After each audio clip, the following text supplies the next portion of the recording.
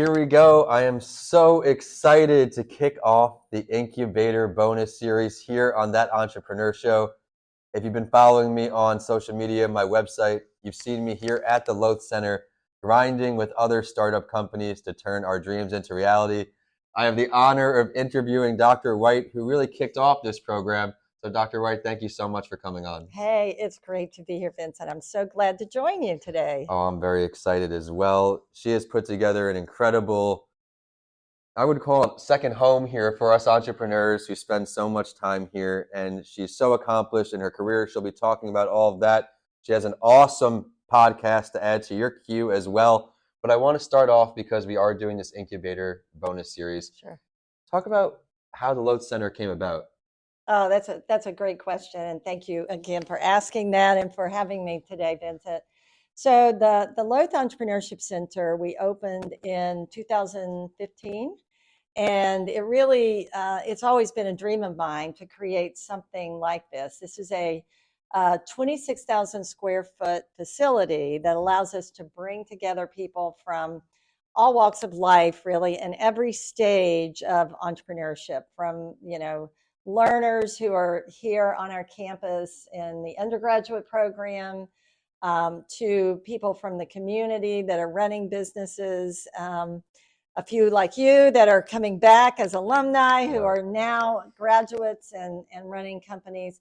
So it's a place where we can all come together and support and help each other. It's also designed specifically to provide an opportunity for what we call the 5 different types of learning and building companies. And that includes collaboration, coaching and mentoring, reflection, apprenticeship, and multiple practice. So, we really try to live entrepreneurship up here. And your question, how did this all come about?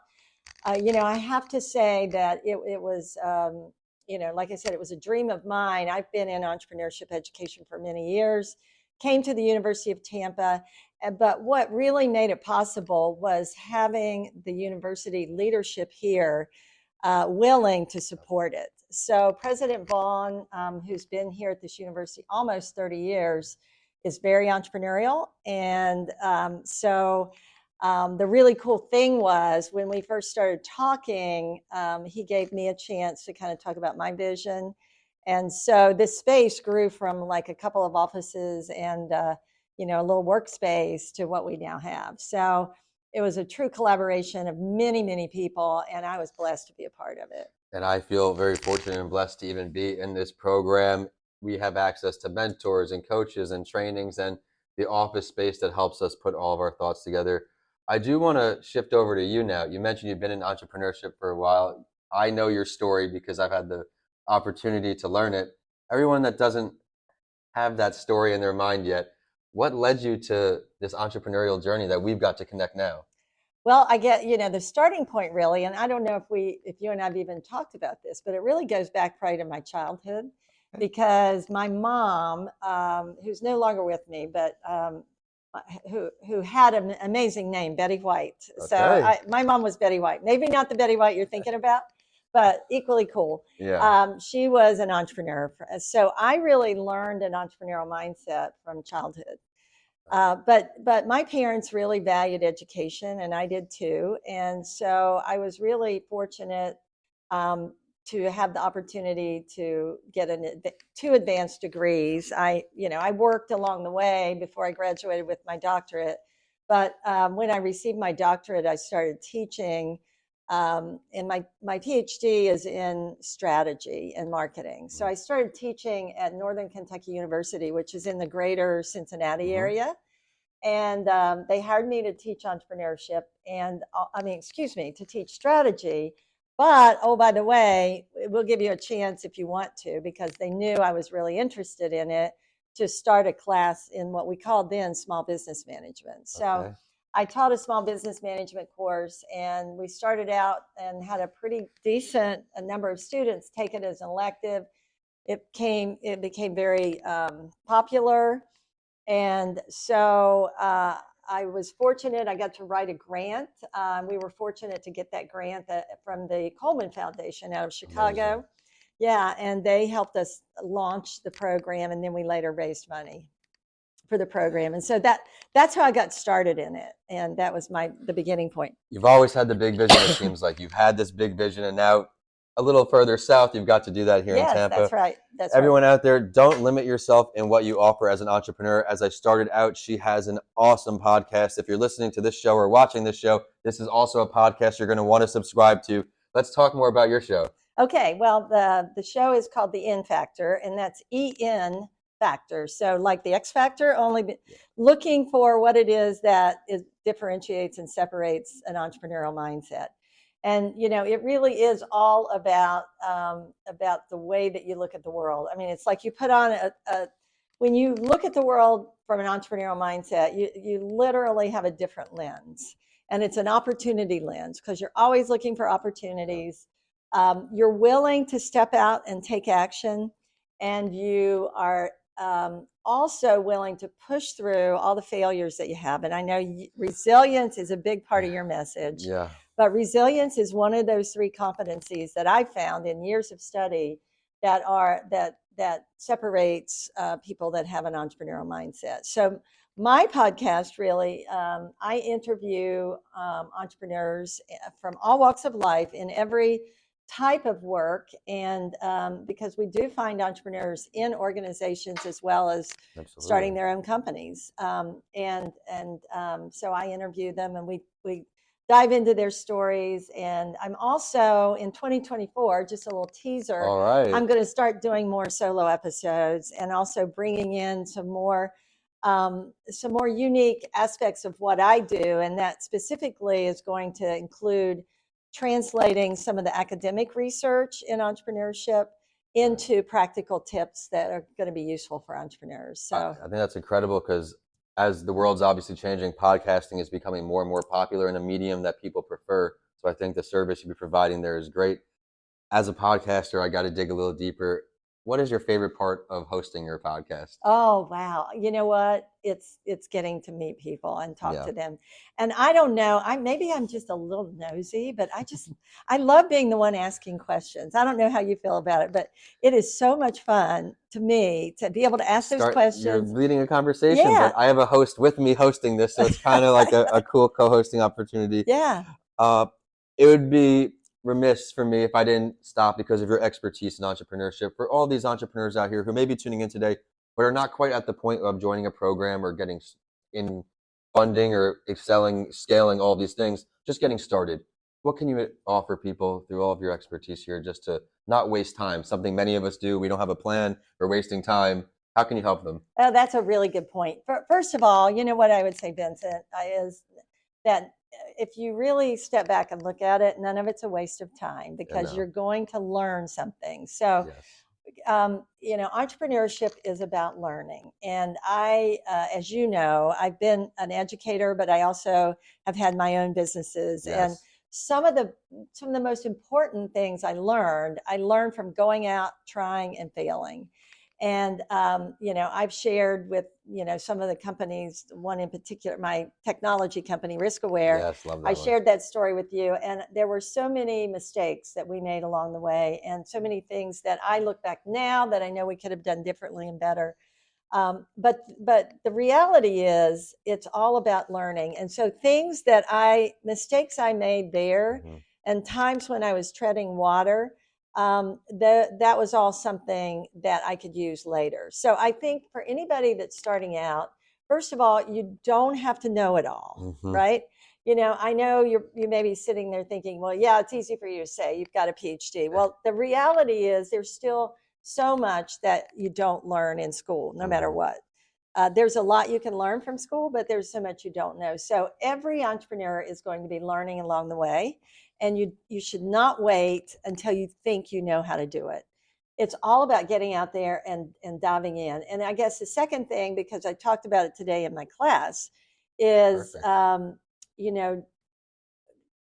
always go back and focus on the problem you're trying to solve. Anytime you don't know what to do, anytime you're confused about your next step, it's great to have a plan, but a plan is more so for you and maybe communicating to other people what's in your head.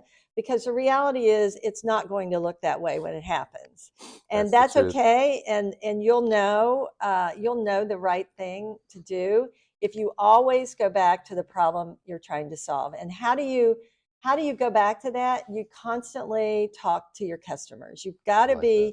you got to have a conversation with your customers. And if you're not yet at a point of even knowing who those people are, start talking to people that are potential customers and figure out who that customer might be, and then find out what their problem is, and that will get, and embedded in that problem will be the solution.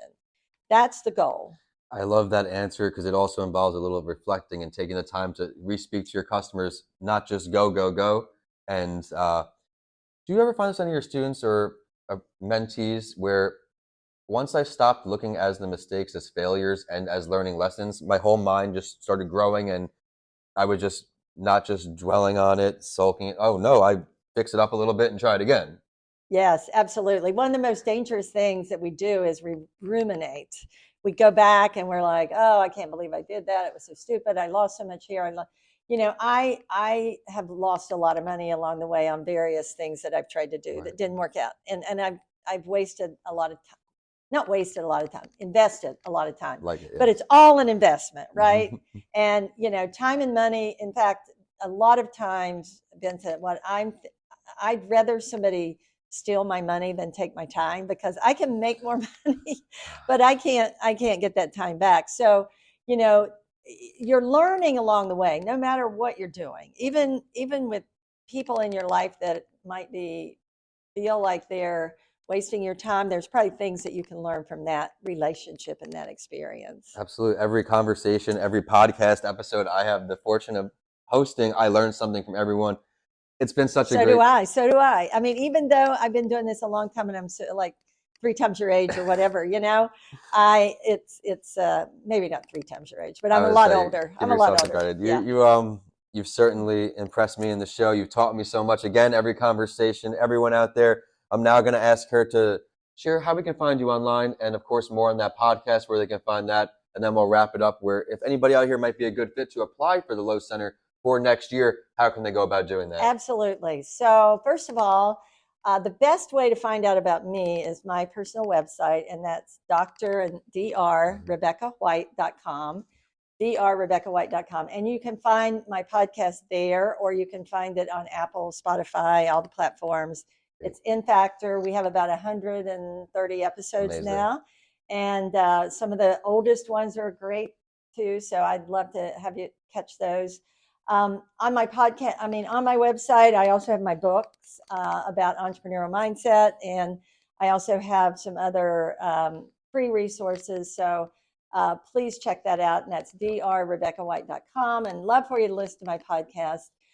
If you are interested in an education in entrepreneurship, graduate or undergraduate, or in participating in any of our programs, you can go to the University of Tampa website, that's ut.edu, and search for the Lowth Entrepreneurship Center, and that's LOWTH, Lowth Entrepreneurship Center. And our programs, if you apply for our programs, we take a cohort of business, alumni and community members each fall.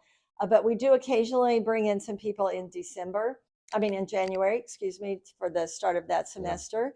Yeah. And if you're in that program, like Vincent, we provide access to mentors, coaches, to other learning opportunities that can help you really grow your business.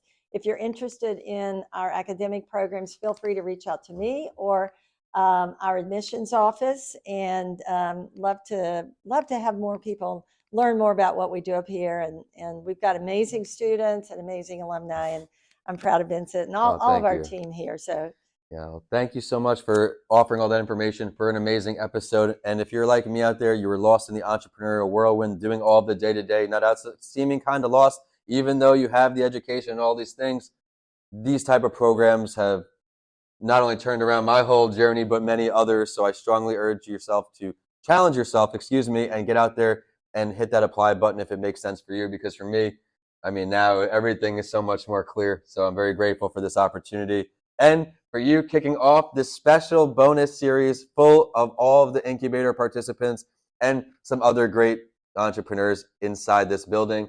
Thank you so much, Dr. White. It's been my pleasure, and congratulations to you, Vincent. I'm really proud of you. Thank you.